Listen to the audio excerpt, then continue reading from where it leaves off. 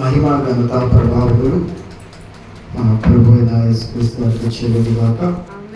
చేరువచ్చిన ప్రియ దేవుని బిడ్డలందరికీ నా హృదయపూర్వకమైన వందనాలు తెలియజేస్తూ ఉన్నాను. వాతావరణం చాలా వేడిగా ఉంది, అందుకే చాలామంది రాలేకపోయారని నేను నమ్ముతున్నాను. ప్రియమైన దేవుని బిడ్డలారా, దేవుణ్ణి ఆరాధించటం అనేది చాలా ప్రాముఖ్యమైనది. ఎందుకంటే ప్రభువుని ఆరాధించటం అనేది దేవుడు మనకి ఇచ్చిన ఒక గొప్ప భాగ్యం.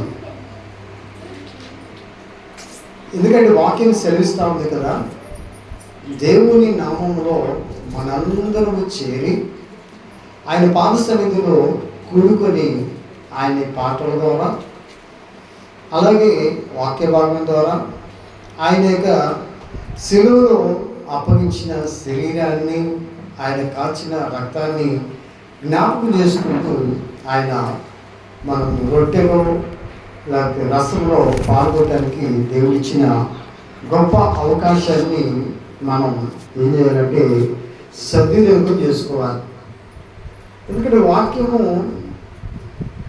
మనకి ఏమి బోధిస్తూ ఉన్నది అనేది మనం చాలా జాగ్రత్తగా ఆలోచన చేసినట్లయితే ఈ దినాలు ఎలా ఉన్నాయంటే సమయాన్ని పోగొట్టుకునే దినాలు కాదు.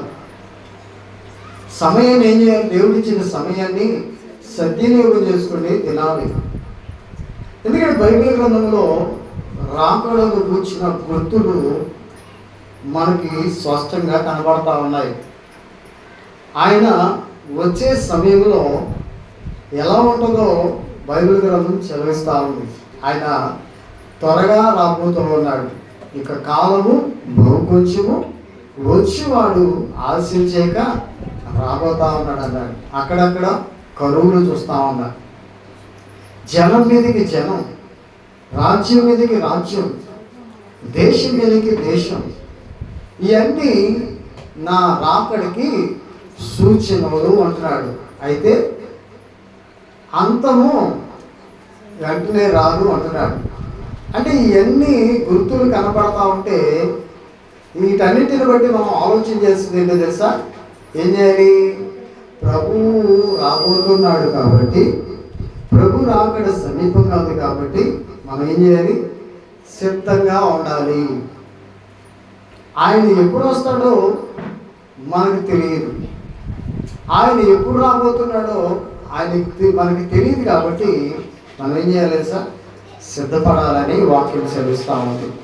ఏ రీతిగా సిద్ధపడాలనేది బైబిల్ గ్రంథంలో మనం చూస్తే చూడండి ప్రియ దేవుని బిడ్డలారా, అపోస్తలుల కార్యములు 2వ అధ్యాయం 46వ వచనం 47వ వచనాన్ని ఈ సమయంలో మనం ధ్యానం చేద్దాం.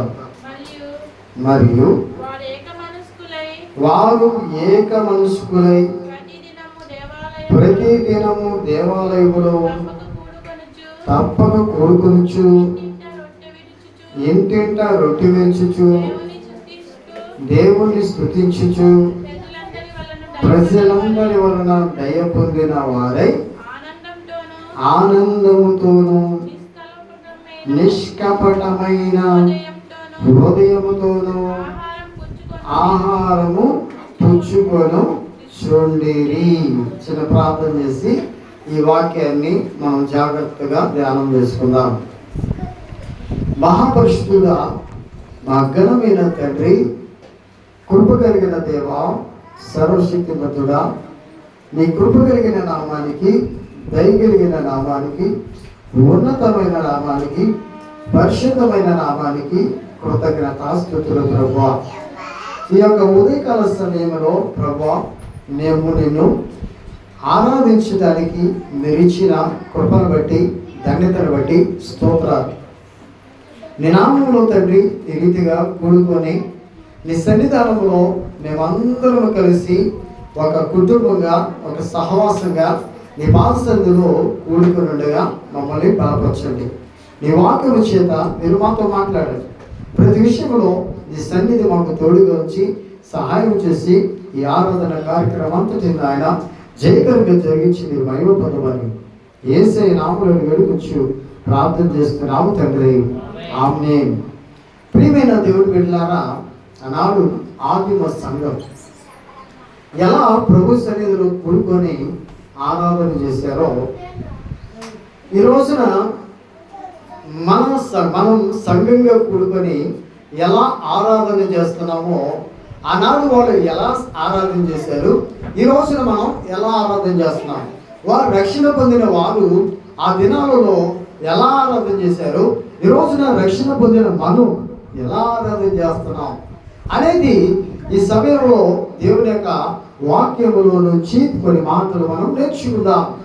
చూడండి, అపోస్తుల కార్యములో 45వ వచనము 46వ వచనం కూడా మనం చూస్తే ఇక్కడ అంటున్న మాట, మరియు వారు ఏక మనస్కులై ఏమన్నారంట, వీళ్ళు వాళ్ళ మనసు అంతా ఎట్లా ఉందంట, ఏకం చేయబడిందంట. అంటే ఆరాధనలో ఒక భాగము, ఆరాధనలో ఒక ప్రాముఖ్యత, మన మనస్తత్వం ఎలా ఉండాలంటే దేవునికి మనకి ఏకమవ్వాలి. ఆయన మనతో, మనము ఆయనతో ఏం చేయాలి తెలుసా, కలిసి ఏం చేయాలి అంటే సహవాసం చేయాలి.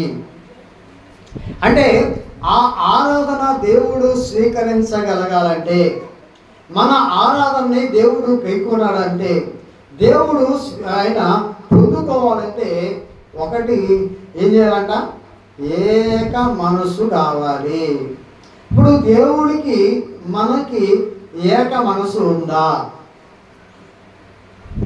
చూడండి ప్రియ తోడుపిల్లారా, ఆనాడు ఆది అపోస్తుల సంఘం, మొదటి సంఘం ఎట్లా ఉందంటే, ఇక్కడ అందరూ కూడుకుంటా ఉన్నాం.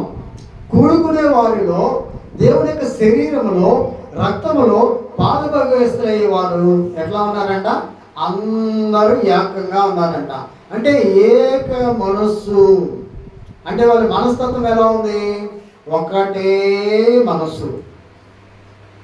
అంటే అందరూ కలిసికట్టుగా ప్రార్థన చేయటానికి, ప్రార్థనలో పాల్గొనడానికి, ఆయన్ని స్తుతించడానికి, ఆయన్ని గణపరచడానికి వారు ఒకే మనస్సుతో నడిచారని రాయబడాలి.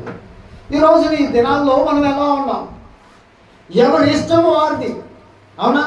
ఎవరి ఇష్టం వచ్చినట్లు వాళ్ళు ప్రభుని సన్నిధిలో కూడుకుంటా ఉన్నారు. నాకు నచ్చినప్పుడు నేను వస్తున్నా, మీకు నచ్చినప్పుడు మీరు వస్తూ ఉన్నారు. అంటే ఈ ఆరాధన ప్రభు అందుకోవాలంటే, ఈ ప్రభు స్వీకరించాలంటే, ఆయన యొక్క మన ఆరాధనని గైకొనాలంటే ఏం కావాలి, మనందరం ఒకటైపోవాలి, మనందరం ఒక కుటుంబం అయిపోవాలి. అంటే మనం వేరు మనస్తత్వాలు ఉన్నా, వేరు మనుషులమైనా దేవుణ్ణి ఆరాధించే విషయంలో, దేవుణ్ణి గణపరిచే విషయంలో ఎట్లా ఉండాలి, మనం ఏకమవ్వాలి. ఎప్పుడైతే ఏకమై మనం ప్రార్థన చేస్తామో, ఏకమై దేవుని యొక్క సన్నిధిలో కూడుకుంటామో, మన ప్రార్థనకి జవాబు దేవుడు ఇస్తాడు. అవునా కదా? ఉదాహరణకి మనం ఒకటి గమనిస్తే, పేతురు ఎక్కడ వేయబడ్డాడు తెలుసా, చెరసాల్లో వేశారంట. చెరసాల్లో వేయబడినప్పుడు సంఘం ఏం చేసిందంటే, వాళ్ళందరూ ఏకంగా కూడుకొని ప్రార్థన చేశారంట. ఎప్పుడైతే వాళ్ళు ప్రార్థన చేశారో, ఎప్పుడైతే ప్రభుకి మొరపెట్టారో, దేవుడు దూతను పంపించి పేతురుని చెరసాల నుండి బయటికి తీసుకొచ్చాడు. అంటే ఆ ప్రార్థన దేవుడు ఆలకించాడు. ఈ రోజున మనము ఏకం అవ్వకపోతే, ఏక మనస్తత్వముతో ఆరాధన చేయకపోతే, ఏకంగా కూడుకోకపోతే, మనలో, మన కుటుంబాలలో, మన జీవితంలో, మన పిల్లల్లో ఆశీర్వాదాన్ని చూడలేము. ఎందుకు ఆదివారం దినాన ప్రార్థనకి రావాలి, ఎందుకు కూడుకోవాలి, ఎందుకు ప్రభుని ఆరాధన చేయాలి అని మీరు ఒకసారి ఆలోచన చేస్తే ఏం చేయాలి? మనం ఏకంగా కూడుకుంటేనే మనకి ఏమవుతాడంటే ప్రభు ఆశీర్వాదాలు ఇస్తాడు. ఇప్పుడు ఒక ఉదాహరణ మనం చూద్దాం. ఇప్పుడంటే గ్యాస్ స్టవ్లు వచ్చినాయి కాబట్టి మన వంట ఏం చేస్తున్నాం? గ్యాస్ స్టవ్ మీద వంట చేస్తున్నాం. అయితే ఇదివరకు పుల్లల పొయ్యిలు వాడేవాళ్ళు, అవునా? పుల్లలు ఏం చేసేవాళ్ళు? యాడ్లో నుంచి పుల్లలు కొట్టుకొని వచ్చి ఏం చేసేవాళ్ళు? పుల్లలు పెట్టేవాళ్ళు. ఇప్పుడు మీరు అన్నం కడిగి ఆ పొయ్యి మీద పెట్టి ఒక పుల్ల పెడితే అన్నం ఉడికిద్దా? ఏం చేయాలి? ఒక పొలకి ఇంకో పొలని జోడు చేస్తే, ఇంకో పొలకి ఇంకో పొలని పెడితే ఆ మంట ఏమవుతుంది? పెద్దగా ఎక్కువయ్యి తొందరగా ఉడికిద్ది, అవునా? ఇప్పుడు మనం కూడా ఎక్కువ మందిని దేవుడి మందిరంలో చేరి ఏక మనసుతో మనం ప్రార్థన చేస్తే, ఏకంగా మనం కూడుకొని ప్రభు సన్నిధిలో ఆరాధన చేస్తే ఏమవుతుంది? ఆ యొక్క మంట ఎట్లయితే ఎక్కువగా అవుతుందో అట్లాగనే మన ప్రార్థన, మనందరం చేసే ప్రార్థన దేవుడు ఆలకించడా? అందుకు దేవుని మందిరం పెట్టుకుంది. ఇక్కడ ఏదో ఊరికనే దేవుని మందిరం కట్టుకొని ఏదో 3 4 లేకపోతే ఒక 10 మందో కూర్చోడానికి కాదు. ఈ ప్రాంతంలో ఉన్న ప్రజలందరూ దీవించబడాలని, ప్రజలందరూ ఆశీర్వదించబడాలని, ప్రజలందరూ బలపడాలని మనందరం కలిసి ఈ మందిరాన్ని ఏర్పాటు చేసుకున్నాం. అవునా కదా? అంటే ఒక్కళ్ళు ఇప్పుడు ఇక్కడ వచ్చిన వాళ్ళే దీవించబడితే మరి బయట ఉన్న వాళ్ళ పరిస్థితి ఏంటి? వాళ్ళు కూడా రావాలా కదా? అంటే ఎప్పుడైతే మందిరానికి వస్తారో, మందిరంలో కూడుకుంటారో, వారు ఏక మనస్సుతో ప్రభు సన్నిధిలో అందరం కలిసి దేవునికి మొరపెడితే ఏమైతే తెలుసా? దేవుడు ఏం చేస్తాడంటే మన ప్రార్థనకి జవాబిస్తాడు. ఆనాడు ఆదిమ సంఘం అలానే కూడుకుంది. ఆదిమ సంఘంలో గొప్ప కార్యాలు జరిగినాయి. అంటే పుట్టినది మొదలుకొని కుంటివాడైన ఒక మనుషుడు శృంగారపు అనే దేవాలయం దగ్గర కూర్చొని భిక్షం అడుగుతా ఉన్నాడంట. ఆడు భిక్షం అడుగుకుంటా ఉంటే పేతురు యోహాను ఏం చేశారంటే దేవాలయానికి ఎక్కి వెళ్తా ఉంటే వాడు ఏం చేస్తున్నాడంటే పేతురు యోహాను వైపు తేరి చూస్తా ఉన్నాడంట. వాళ్ళ దగ్గర ఏమైనా బంగారం దొరికిందేమో, ఏమైనా వెండి వేస్తారేమో, ఏమైనా వజ్రాలు ఇస్తారేమో తేరి చూస్తా ఉన్నారంట. ఆనాడు ఆదిమ సంఘములో గొప్ప కార్యాలు జరిగినాయి అంటే వాడు వైపు చూసి వాడు పరిచయం చేసిందంటే తెలుసా? వాడు ఎప్పుడైతే తేరి చూశాడో, ఎప్పుడైతే వాళ్ళ వైపు చూస్తున్నాడో, వాళ్ళు చెప్పిన వాక్యం ఏంటో తెలుసా? వాళ్ళు తెలియజేసిన మాట ఏంటో తెలుసా? వెండి బంగారాలు మా యొద్ద లేవు, కానీ నజరేయుడైన యేసు నామములో లేచి నడవమని చెప్పగానే వాడు ఏం చేశాడు తెలుసా? దిగ్గున లేచి నిలిచి నడిచి గంతులు వేసుకుంటూ మందిరంలోనికి వెళ్ళగలిగాడంట. ఇలాంటి కార్యాలు జరగాలంటే, ఇలాంటి కార్యాలు మనం మన గృహంలో, మన జీవితంలో, మన బ్రతుకులో చూడాలంటే ఏం కావాలి? ఒక్కల వలన అయిద్దా? ఒక్కల ప్రార్థన వలన అవుతుందా? ఏదో నిలబడి ఇక్కడ నేను చెప్పినందువల్ల, ఈ వాక్యం చెప్పినందువల్ల, లేకపోతే నేను ఒక్కడిని ప్రార్థన చేసినందువల్ల అవుతుందా? చెప్పండి, అవుతుందా? ఏం చేయాలి? ఒక కుటుంబంలో అందరూ కలిసికట్టుగా ఉండి అందరూ కలిసి కుటుంబాన్ని నడిపించుకోగలిగితేనే ఆ కుటుంబం దీవించబడుతుంది. అలాగే మన సంఘము దీవించబడాలంటే, మన సంఘం ఆశీర్వదించబడాలంటే, మనము ఆశీర్వదించబడాలంటే మందిరములోనికి అందరూ రావాలా వద్దా? అదాడు ఆదిమ సంఘం బలపడిందంటే, వర్ధిల్లిందంటే, డెవలప్ అయిందంటే కారణం వాళ్ళ ఏముంది? ఒకే మనస్తత్వం. అందరూ ఒకటే తాటి మీద ఉన్నారు, ఒకే భావంతో ఉన్నారు. ఈ రోజున చూసినట్లయితే ఈ సంఘాలలో మనకి మహత్కరమైన కార్యాలు, ఆశ్చర్యమైన కార్యాలు, అద్భుతమైన కార్యాలు, మనలో ఉన్న శ్రమలు, బాధలు, ఇబ్బందులు, కష్టాలు పోవట్లేదంటే గల కారణం, ఆనాడు శ్రమలో ఉన్నారు బాగుపడ్డారు, ఇబ్బందుల్లో ఉన్నారు బాగుపడ్డారు, గుడ్డివారు లేచి నడిచారు, గుడ్డివారు చూపు పొందారు, బలహీనులు బలపరచబడ్డారు, శ్రమలో ఉన్నవారు బయటపడేశాడు దేవుడు.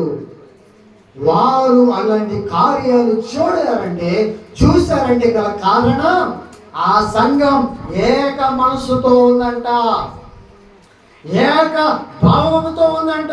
ఈ రోజున మన ప్రాంతంలో, మన కుటుంబాలలో, మన యొక్క సంఘములో గొప్ప కార్యాలు మనం చూడలేకపోతున్నామంటే గల కారణం,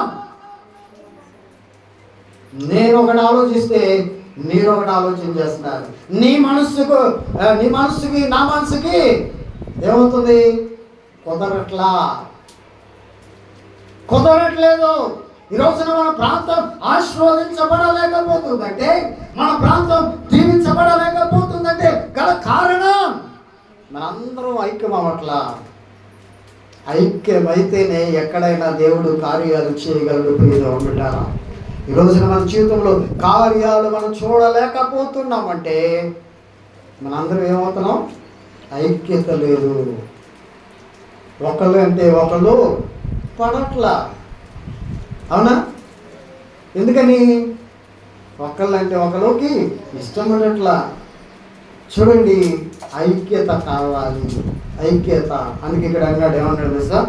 ఏక మనస్కులై. ఏ మనసు కావాలంటే మనకి?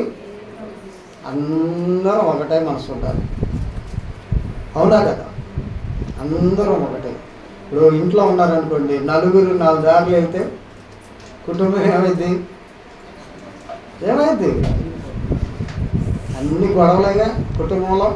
అందరం కలిసి పనిచేసామనుకోండి. అందుకే కదా ఈ లోకంలో కూడా అంటాడు, ఐక్యమైతేనే మహాబలం అంటాడు. అంటే ఎవరైతే ఐక్యంగా ఉంటారో దేవుడు ఏం చేస్తాడంటే బలాన్ని ఇస్తాడు. ఈ రోజున మన ఆత్మీయ సంబంధమైన బలాన్ని మనం పొందుకోవాలంటే, ఆత్మ సంబంధమైన శక్తిని పొందుకోవాలంటే ఏమవ్వాలి? ఇక్కడ నుంచొని చెబుతున్నా నేను, వినుచున్న మీరు, మనందరం ఐక్యం కావాలి, ఐక్యత కావాలి. అంటే ఒకే మాట ఉండాలి, ఏక మనస్తత్వం కావాలి. ఒకటి. రెండోది, వాళ్ళు అభివృద్ధి చెందారంటే కారణం ఏం చేస్తున్నారంట? వారు ఏక మనస్కులై ఒకటి. ప్రతి దినము ఏం చేస్తున్నారంట? ప్రతి దినము దేవాలయంలో తప్పక కూడుకుంటా ఉన్నారంట. మనకి వారానికి ఒక్కసారి రావటానికే ఏమవుతున్నాం మనం? తగ్గిద్ది అయిపోతా ఉన్నాం. అమ్మో, 1 గంట వెళ్ళి దేవుని మందిరంలో కూర్చోవటానికి ఎంత బాధో, ఎంత కష్టమో. అవునా?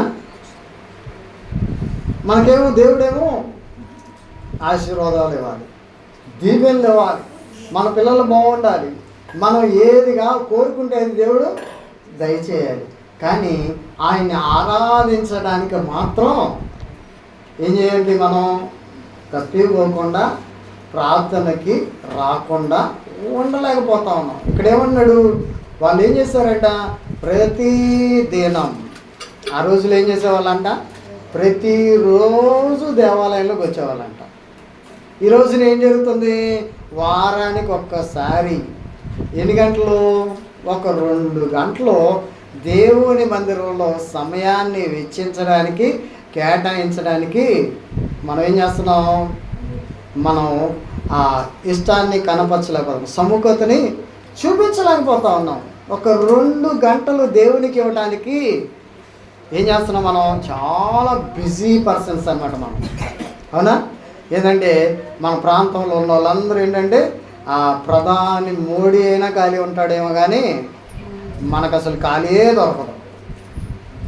ఆయనైనా అప్పుడప్పుడు టీవీ ముందుకు వచ్చి మాట్లాడి సమయం కేటాయిస్తూ ఉంటాడు. జగన్కైనా సమయం ఉందేమో కానీ మనకు మాత్రం అస్సలు టైం దొరకట్లా. అంటే ఏంటి? దేవుడికి అస్సలు టైం ఇవ్వట్లా. ఈ రోజున మన స్థితిగతులు ఎందుకు మనం వెనకబడిపోతా ఉన్నాం? ఎందుకు ఆత్మీయంగా వర్ధిల్లాల్సిన మనం దిగజారిపోతా ఉన్నాం? అంతకందుకు బలపడాల్సిన మనం, అంతకందుకు దీవించబడాల్సిన మనం ఎందుకు ఆ దీవెనను చూడలేకపోతూ ఉన్నాం? దీవెనను పొందుకోలేకపోతా ఉన్నాం. ఆశీర్వాదాన్ని ఎందుకు పొందుకోలేకపోతున్నామో ఒకసారి ఆలోచన చేశారా? ఎప్పుడైనా ఆలోచన చేశారా? మన సమయాన్ని ఎవరి చేతిలో పెడుతున్నాం? ప్రభుకి అప్పగిస్తున్నామా? కొద్ది సమయమైనా, ఒక గంట సమయమైనా, ఒక 2 గంటల సమయమైనా ప్రభు చేతిలో పెడితే ఎంత ఆశీర్వదించబడతామో ఈ రోజున అర్థం కావట్లేదు ప్రజలకి. ఈ రోజున చెవిని పెట్టట్లా. దేవుని యొక్క వాక్యం వినటానికి, దేవుని మందిరానికి రావటానికి ప్రజలు ఇష్టపడట్లా. లోకములోనే గడపడానికి, లోకములోనే ఉండటానికి, లోకములోనే సమయాన్ని ఇవ్వటానికి, ఈ లోకములోనే గడపడానికి ఇష్టపడుతున్నారు తప్ప దేవునికి సమయం ఇచ్చేవారు కరువు అవుతూ ఉన్నారు. ఈ రోజు చూసినట్లయితే రక్షణ పొందిన ప్రియబిడ్డలే ఎక్కువ శాతం దేవుని మందిరాన్ని ఎక్కడతా ఉన్నారు. ప్రియబిడ్డ, ఎంత విచారకరం చూడండి. ఈ రోజున సమయము దొరికినప్పుడే ఏం చేసుకోవాలి తెలుసా? సద్వినియోగం చేసుకోవాలి. అవునా? సద్వినియోగం చేసుకోవాలి సమయం. ఎందుకంటే దుర్దినాల్లో ఉన్నాం, దినములు చెడ్డగా ఉన్నాయి. ఈ చెడ్డ దినాలలో దేశం మీదకి దేశం, రాజ్యం మీదకి రాజ్యం మనకు చూస్తూనే ఉన్నాం. టీవీలలో, వార్తాపత్రికలో మనం గమనిస్తూ ఉన్నాం. యుద్ధాలు జరుగుతూ ఉన్నాయి.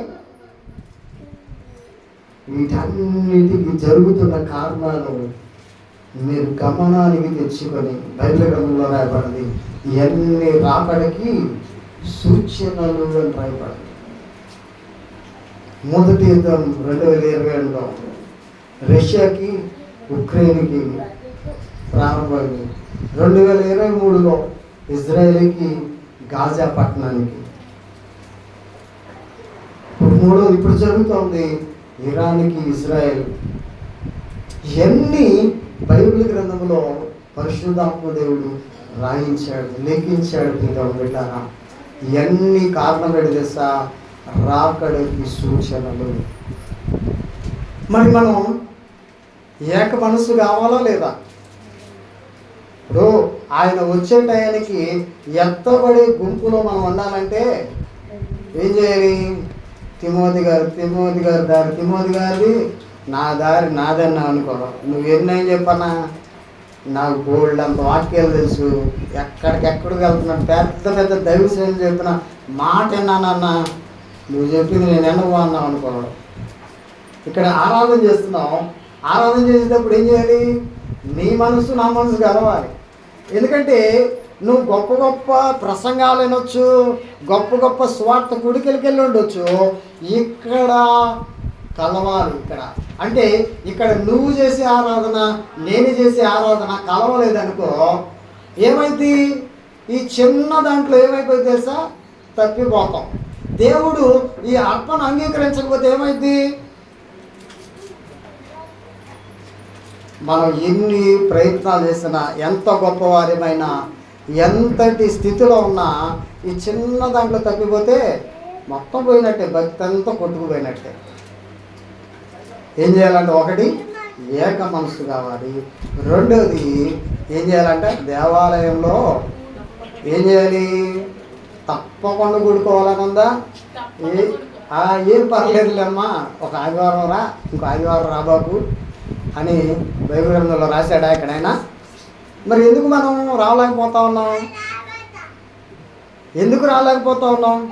ఒకసారి ఆలోచన చేయండి. నా కోసం కాదు ప్రియ దేవుని బిడ్డలారా. ఎందుకంటే ప్రేమతో హృదయపూర్వకంగా రోజులు అంటారు చూసారా, రోజులు బాగాల. ఏం బాగాలేదు? రోజులు బాగాల. ఎప్పుడు ఏ ఉపద్రవం, ఏది మనం ఏమి సంభవిస్తుందో మీకు తెలియదు అని వాక్యం సెలవిస్తుందా లేదా? రేపు ఏమి సంభవించినో మీకు తెలియదు. మరి ఇప్పుడు రేపు ఏం సంభవించదో మీకు తెలుసు అని రాసేవాడుగా. తెలిస్తే రేపు ఏం జరిగిద్దో తెలియదు కాబట్టి మీరేం చేయాలి? ప్రభు పైన మీరు ఆనుకోవాలి, ప్రభు పైన ఆధారపడాలి. ప్రభు పైన ఎప్పుడైతే మనం ఆధారపడతామో, ఆనుకుంటామో, దేవుడు ఏం చేస్తాడు తెలుసా? మనకి క్షేమాన్ని దయచేస్తూ ఉంటాడు. ఈరోజు చూడండి, ఒకటి ఏక మనస్తత్వం కావాలి. ఎందుకంటే మనందరం ఒకటవ్వాలి. ఒకటైతేనే ఈ ఆరాధన ఆయన స్వీకరిస్తాడు. ఇప్పుడు నీ మనస్తత్వం నా మనస్తత్వం కలవలేదనుకోండి, నీ ఆరాధన నా ఆరాధన దేవుడు అసలు అంగీకరించడు. రెండోది, దేవాలయంలో తప్పకుండా కూడుకోవాలి. మనం ప్రతి ఆదివారం అసలు ఏం చేయకూడదు? ఆదివారం అస్సలు మనం మిస్ అవ్వకూడదు. అంతే, ఆదివారం కోల్పోకూడదు. ఒక ఆదివారం కోల్పోతే ఏమవుతుందో తెలుసా? ఎంత నష్టపోతామో మనం. ప్రభు దినం ఇది, ప్రభు ఇచ్చిన దినం. ఈ దినాన మనం ఏం చేయాలి? ప్రభుని ఆరాధించడానికి రావాలి, ప్రభుని గణపరచడానికి రావాలి. ఈ ఆదివారం ఒక్క రోజు కోల్పోతే ఏమవుతుందో తెలుసా? 1000 దినాల ఆశీర్వాదాన్ని కోల్పోతాం, వెనక్కి వెళ్ళిపోయినట్టు. ఈరోజు దేవుడు నిన్ను దీవించాలనుకుంటున్నాడు, దేవుడు నిన్ను ఆశీర్వదించాలనుకుంటున్నాడు. నువ్వేమవుతున్నావు? ఈ 2 గంటలు దేవుని సమయంలో కేటాయించకపోవటం వలన, రాలేకపోవటం వల్ల నువ్వు ఏమైందా? ఆశీర్వాదం అనేది కోల్పోయావు. అందుకే ఏం చేయాలంట? తప్పక కూడుకోవాలి. ఒకటి, మన మనస్తత్వం ఒకటే ఉండాలి. రెండవది, దేవాలయంలో తప్ప కూడుకోవాలి. ఏమంటాడు అక్కడ? వాళ్ళు ఏం చేశారంట? ఎంట రొట్టె విరుచుచు.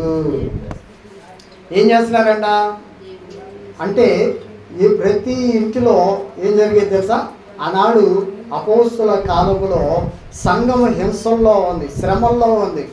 ఎవరైతే బహిరంగంగా ఆరాధిస్తున్నారో, ప్రభుని పూజిస్తున్నారో, ప్రభుని గణపరుస్తున్నారో, వాళ్ళు ఏం చేసేవాళ్ళంటే బయటికి ఈడ్చుకొచ్చి రాళ్ళతో కొట్టేవాళ్ళు, శిలువ మరణం వేసేవాళ్ళు. వాళ్ళు ఏం చేశారంటే ఆ కాలంలోనే ప్రతిరోజు కూడుకోవటమే కాకుండా ఏం చేసేవాళ్ళంట? ఇంట్లో, ప్రతి ఇంట్లో ఆరాధన చేసేవాళ్ళంట.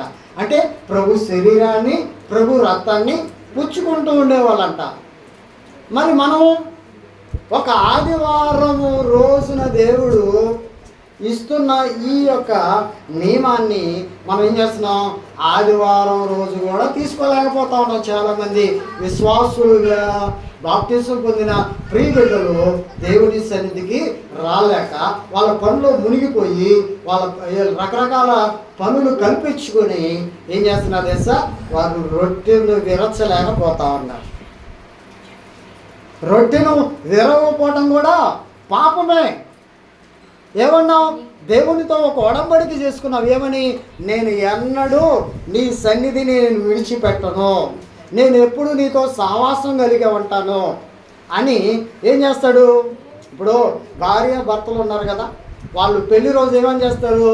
కష్టమందును, కలిమందును, బాధందును, ఇబ్బందులందును నేను నిన్ను వీడవక నా తుది శ్వాస వరకు నీతోనే కలిసి నడుస్తానని భార్య, నీతోనే ఉంటానని భర్త ఏం చేస్తారు?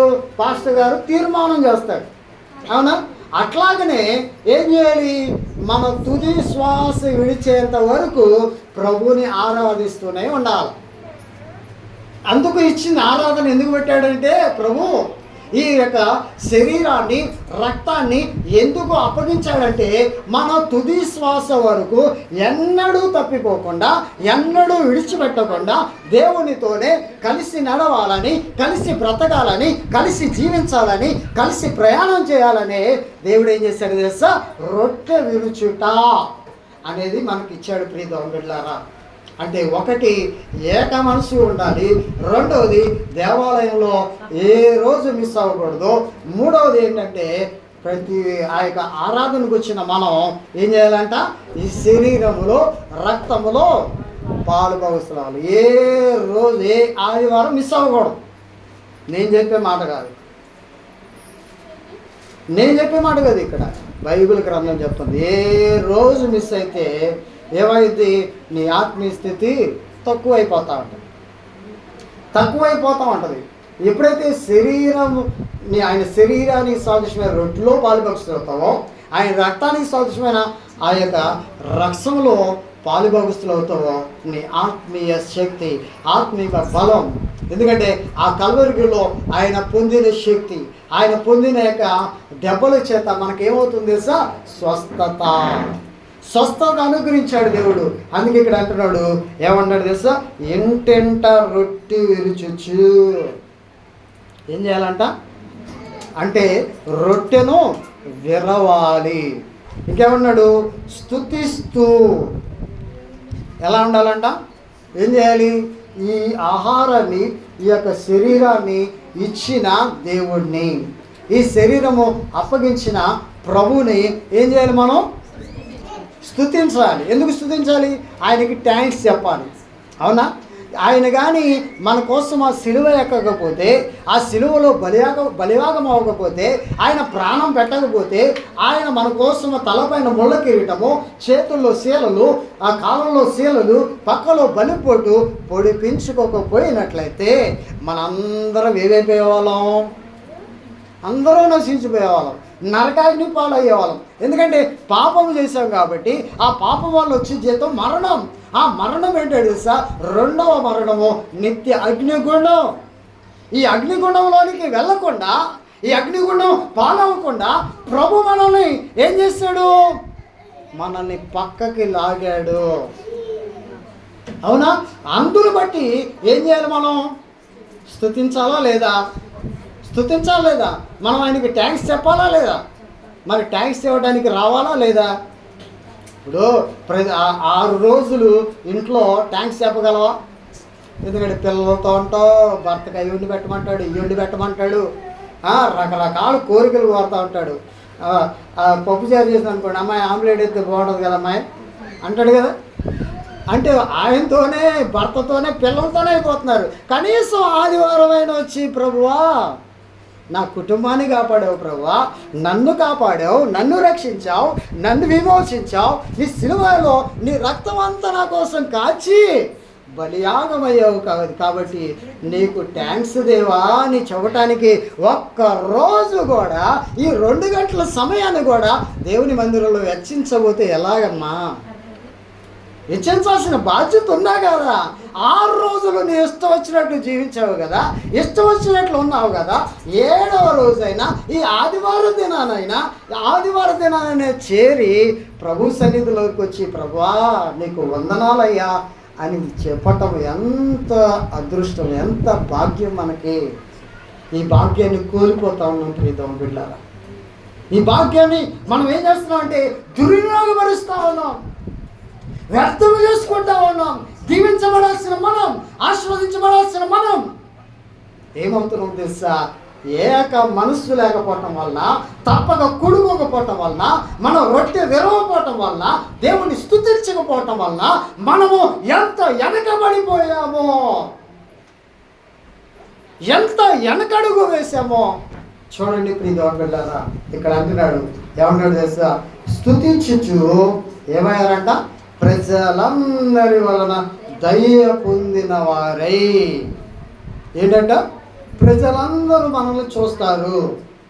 ప్రజలందరూ ఏం చేస్తారు తెలుసా, ప్రభువుని నమ్మిన బిడ్డల్ని చూస్తారనమాట. అరే ఆ యొక్క చెల్లెమ్మ వెళ్తుంది, ఆ అక్క వెళ్తుంది, ఆ అన్న వెళ్తున్నాడు, నేను కూడా మారాలి అని ఒక పత్రికలాగా మనం చూపించగలుగుతున్నామా? మనమే వెనకడుగు వేస్తూ ఉన్నాం. మన మనస్తత్వం బాగోగల. దేవుని మందిరానికి ఒకరోజు వస్తున్నాం, ఒకరోజు రావట్లా. ఆయన శరీర రక్తాల్లో పాలిభాగస్తులు అవట్లా. ఆయన స్తుతించలేకపోతున్నాం.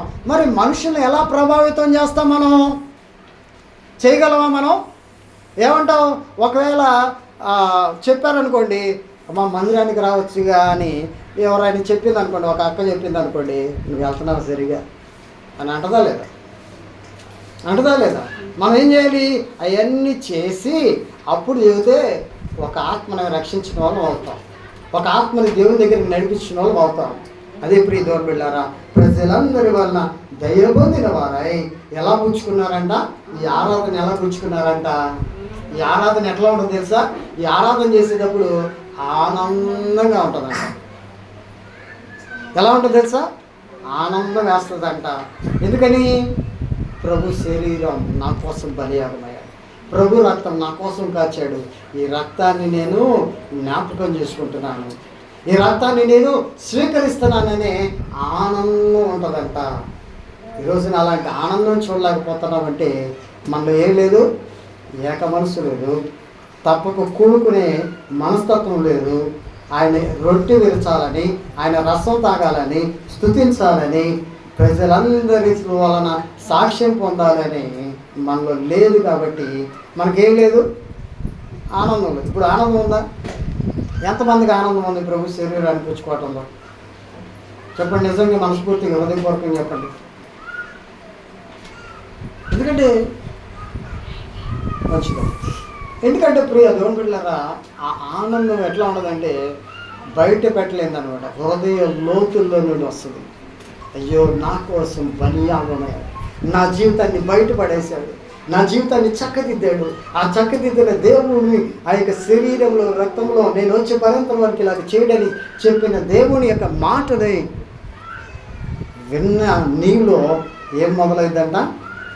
ఆనందం మొదలైంది. ఇంకేమన్నాడు? ఆ ఆనందం ఎక్కడికి తీసుకెళ్ళి తెలుసా?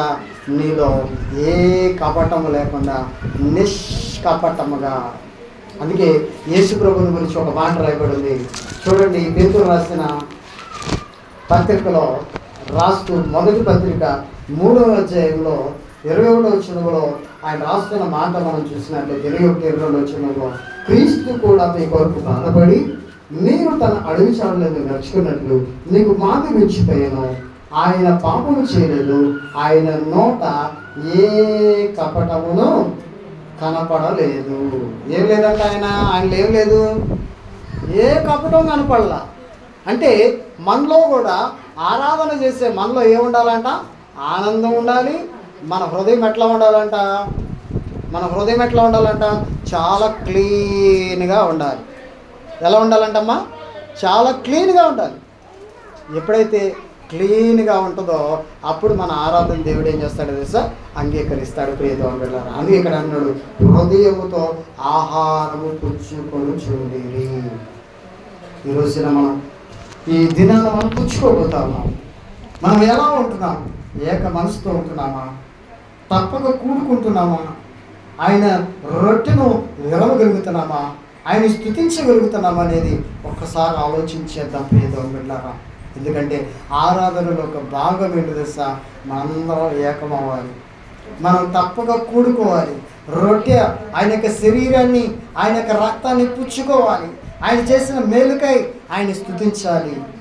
మనం ఎలా పుచ్చుకోవాలి తెలుసా? నిష్కపటం, ఆనందముతో నిష్కపటమైన హృదయంతో ఏం చేయాలంట? ఆరాధనలు చేయవేయాలి. ఆ రీతిగా దేవుడు సహాయం చేయలుగాక. తలలోంచండి ప్రియదేవుని బిడ్డలారా, ప్రార్థించేద్దాం. ఎందుకంటే